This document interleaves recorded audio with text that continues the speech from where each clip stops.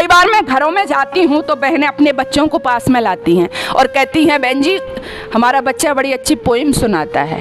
कोई मंत्र श्लोक नहीं, पोइम। चलो कोई बात नहीं, कौन सी सुनाता है?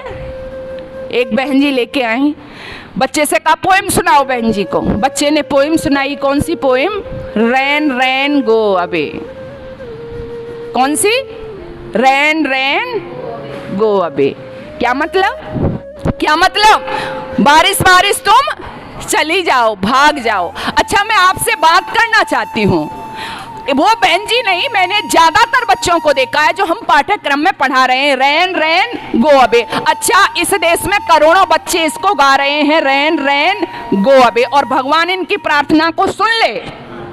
भगवान इनकी प्रार्थना को सुन ले कि रैन रैन गो अबे, वर्षा वर्षा तुम चली जाओ। तो आपका क्या होगा? आपका ये जो देश है ना, कृषि प्रधान देश है। बारिश पर इस देश की अर्थव्यवस्था क्या है? टिकी हुई है।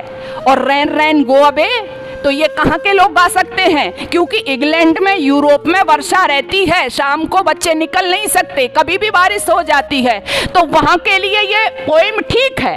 क्योंकि जो कविता होती है वो अपने देश की जरूरत, संस्कृति, अपनी परंपरा के आधार पर होती है। लेकिन भारत के लोग गा रहे हैं जहाँ पर प्रति साल, प्रति वर्ष में, आपको पता है 3 महीने किसके हैं, 4 महीने किसके हैं? किसके हैं? बारिश के हैं ना। और उसमें भी फिर क्या है? उसमें भी दिन निश्चित हैं।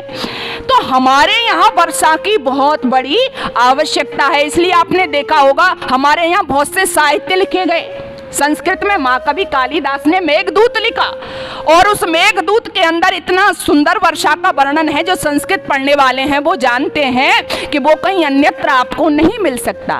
वो महाकवि कालिदास इंग्लैंड में पैदा नहीं हो सकते, वो भारतवर्ष में ही होंगे। तो हम क्या कर रहे हैं, हमें पता ही नहीं क्या गाना है।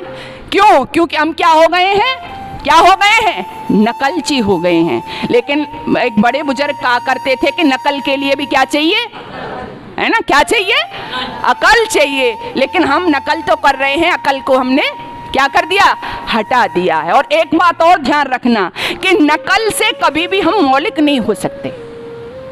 नकल करने से कभी हम मौलिक नहीं हो सकते। मौलिक व्यक्ति बनता है अपनी परंपराओं में, अपनी मान्यताओं में। जब तक आप अपनी मान्यताओं के साथ नहीं जिएंगे तब तक आप मौलिक कार्य बोलो कर ही नहीं सकते हो। इसलिए आओ खुद को पहचानो, अपनी भाषा पर गर्व करना सीखो।